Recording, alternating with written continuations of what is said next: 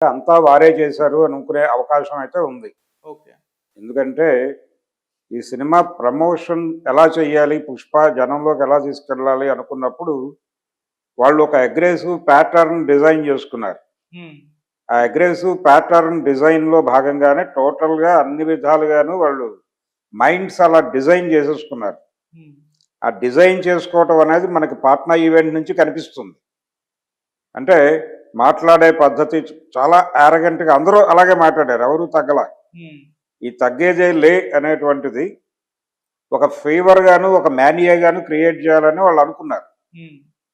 అదే జరిగింది. అందులో భాగంగానే ఈ సంధ్యా థియేటర్ ఇన్సిడెంట్ కూడా అందులో భాగంగానే జరిగింది. వాళ్ళ యారగన్స్ వలన జరిగిందది. అంటే సంధ్యా థియేటర్ స్పేస్ వాళ్ళకి ఐడియా ఉంది. అదేం కొత్త కాదు. ఆయనే చెప్పాడు 100 సార్లు వెళ్ళాను నేను అక్కడికి. ఆయన 100 సార్లు వెళ్ళిన థియేటర్ స్పేస్ ఏంటో తెలియాలి కదా ఆయనకి. హ్మ్. ఎవరైనా సంధ్యా థియేటర్ చూసుంటే అక్కడ 2 వరుసల్లో ఓ 10, 15 కార్ల వరకు అకామిడేట్ అవుతాయి 70 ఎంఎంకి. హ్మ్. అంతే. అంతకు మించి ప్లేస్ లేదు అక్కడ. అక్కడి నుంచి మెయిన్ ఎంట్రన్స్‌కి కొద్దిపాటి స్పేస్ మాక్సిమం 15-20 ఫీట్ మాత్రమే ఉంటుంది. ఆ స్పేస్‌లో ఎంతమందిని అకామిడేట్ చేస్తారాళ్ళు? నువ్వేమో ఒక దండునేసుకుని దిగావక్కడికి. మీరు మెసేజీలిచ్చి జనాల్ని పిలిపించుకుని మీ దగ్గరకి, మీ అభిమానుల్ని ఆయనే చెప్తున్నట్లుగా వారి ఆర్మీని పిలిపించుకుని, ఆర్మీ సహితంగా మీరు ముషీరాబాద్ నుంచి రోడ్ షో చేసుకుంటూ వచ్చి, ఈ క్రౌడ్‌ని థియేటర్‌లోకి ఆయన థియేటర్‌లోకి వెళ్ళే వరకు వీళ్ళు హడావిడి చేయటం అనేది ప్రోగ్రామ్. బయటకి కనిపించటం లేదు గాని వాళ్ళు చాలా పవర్ఫుల్ కెమెరాస్ హిడెన్‌గా పెట్టుంటారు అనేది ఒక అనుమానం. ఇది నేను చెప్పడం కాదు. ఆల్రెడీ ఈ వార్త సర్క్యులేషన్‌లో ఉంది. పెట్టి ఇది పాజిటివ్‌గా జరిగుంటే, ఈ హై పవర్ కెమెరాల తాలూకా ఫీడ్ వీడియోలుగా జనాల్లోకి సర్క్యులేట్ అయ్యేది. తద్వారా ఈ సినిమా మీద జనాలలో ఉన్న వ్యామోహం, పిచ్చి ఇది ఇతర ప్రేక్షకుల్లోకి ట్రాన్స్ఫార్మ్ అవి అయ్యేది. ఆ ట్రాన్స్ఫార్మ్ చేయటమే వీళ్ళ ప్రోగ్రామ్. ఆ రోజు అంతమందిని పోగేసి ఆ థియేటర్ దగ్గర హడావిడి చేయడానికి కారణమే అది. ఇన్సిడెంట్ జరిగాక ఇది ఆపేశారు వ్యూహాత్మకంగా. అందుకని మనకు ఆ వీడియో బయటకు రాల. అవి వాళ్ళ దగ్గర ఉంది. ప్రొడ్యూసర్స్ దగ్గర ఆ వీడియో కలదు. అయితే ఈ మొత్తం వ్యవహారంలో యూనిట్ వైపు నుంచి కూడా తప్పు జరిగింది అని అడ్మిట్ చేయకపోవడం అనేది ప్రభుత్వం సీరియస్గా పట్టించుకుంది. మిగిలిన అన్ని విషయాల్లోనూ వాళ్ళ పట్ల కన్సిడరేషన్తోనే వ్యవహరించింది. టిక్కెట్ల రేట్లు పెంచుకోండి మీ ఇష్టం అంది, బెనిఫిట్ షోస్ మీ ఇష్టం అంది.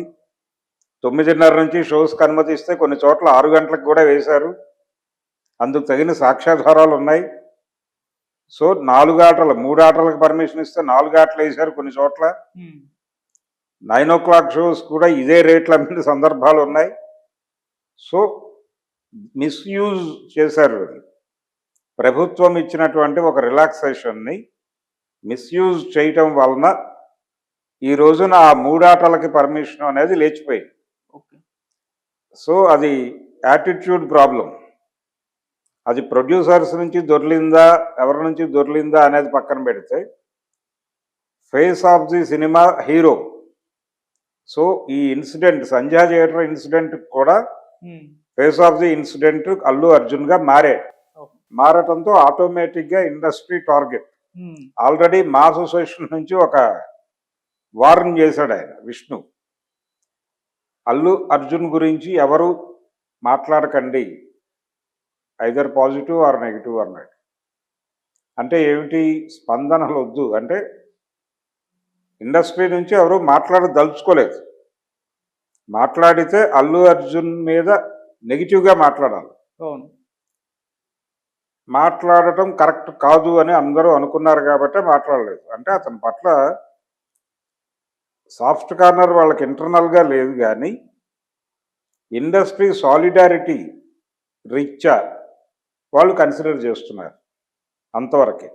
ఇంటికి వెళ్ళి పరామర్శించిన వాళ్ళలో ఒక్కళ్ళు మీడియా ముందుకు వచ్చి మాట్లాడకపోవడానికి కూడా కారణం అదే. చిరంజీవి నోరు తెరిచి మాట్లాడకపోవడానికి కారణం అదే.